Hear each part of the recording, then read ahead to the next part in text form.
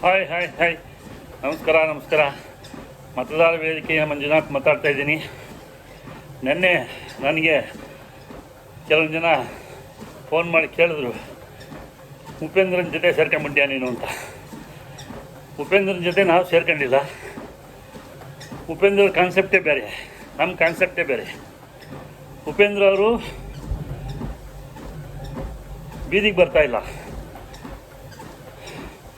ಅವ್ರು ಒಂದು ಕಡೆ ಕೂತ್ಕೊಂಡು ಜನಗಳಿಗೆ ಮೋಟಿವೇಟ್ ಮಾಡೋಕ್ಕೆ ಹೇಳ್ತಾ ಇದ್ದಾರೆ. ಅವರು ಹೇಳ್ತಾ ಇರೋದು ಕರೆಕ್ಟ್ ಇರ್ಬೋದು. ಸೊ ಆದರೆ ನಮ್ಮ ಮತದಾರ ವೇದಿಕೆಯು ಜನರ ಬಳಿಗೆ ಹೋಗ್ತೀವಿ. ನಾವು ಜನರಿಗೆ ಎಜುಕೇಷನ್ ಮಾಡ್ತೀವಿ. ನಾವು ಬರೀ ಸೋಷಿಯಲ್ ಮೀಡ್ಯಾದಲ್ಲಿ ಮಾತ್ರ ಮಾಡಲ್ಲ, ಕೆಲವೊಂದು ಹಳ್ಳಿಗಳಿಗೂ ಹೋಗ್ತೀವಿ. ಪ್ರಪ್ರಥಮವಾಗಿ ಈಗ ನೆಲಮಂಗಲ ತಾಲೂಕನ್ನು ನಾವು ಆಯ್ಕೆ ಮಾಡಿದ್ದೀವಿ, ಮತ್ತು ಯಲಹಂಕ ಕ್ಷೇತ್ರವನ್ನು ನಾವು ಆಯ್ಕೆ ಮಾಡ್ಕೊಂಡಿದ್ದೀವಿ. ಈ ಎರಡು ಕ್ಷೇತ್ರದಲ್ಲಿ ನಾವು ಅವೇರ್ನೆಸ್ ಕ್ರಿಯೇಟ್ ಮಾಡಲಿಕ್ಕೆ ಶುರು ಮಾಡ್ತಾಯಿದ್ದೀವಿ.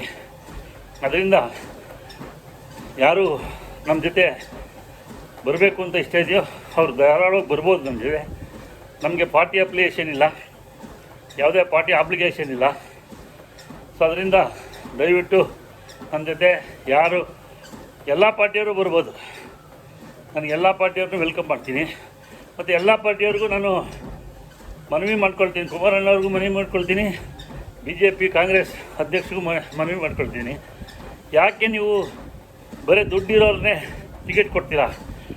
ದುಡ್ಡು ಕೊಡೋಕ್ಕಾಗಲ್ಲ ಅಂತಂದು ಒಂದು ವರ್ಷ ಗೆಲ್ಲಿಸಿ, ರೈತರನ್ನ ಗೆಲ್ಲಿಸಿ. ಅಟ್ಲೀಸ್ಟ್ 20% ರೈತರಿಗೆ ನೀವು ಟಿಕೆಟ್ ಕೊಡಿ, ಎಲ್ಲ ಪಾರ್ಟಿಯವರು ಕೊಡಿ. ಯಾಕೆ ನಮ್ಮ ವಿಧಾನಸಭೆಯಲ್ಲಿ ಒಳ್ಳೆ ಚರ್ಚೆಗಳಾಗಲ್ಲ? ರೈತರ ಭಾವನೆ ಕೇಳೋರಿಲ್ಲ. ಸೊ ಅದರಿಂದ ದಯವಿಟ್ಟು ದುಡ್ಡು ತಗೊಂಡು ಓಟ್ ಹಾಕೋದನ್ನ ನಿಲ್ಲಿಸಿ ಅಂತ ಹೇಳ್ಬಿಟ್ಟು ನಾನು ರೈತರಿಗೆ ಮನವಿ ಮಾಡ್ಕೊಳ್ತಾ ಇದ್ದೀನಿ. ಹಾಗೆ ಯಾರು ದುಡ್ಡು ಹಂಚಕ್ಕೆ ಬರ್ತಾನೆ ಅವನಿಗೆ ಮಾಹಿತಿ ಕೊಡಿ, ಅವ್ರಿಗೆ ಸೂಕ್ತ ಕಾನೂನು ಕ್ರಮನ ಜರುಗಿಸ್ಕೊಳ್ಳೋಕ್ಕೆ ಎಲೆಕ್ಷನ್ ಕಮಿಷನ್ಗೆ ಮಾಹಿತಿನ ಸಹ ನೀವು ಕೊಡಬೇಕು, ರಹಸ್ಯವಾಗಿ ಕೊಡಿ.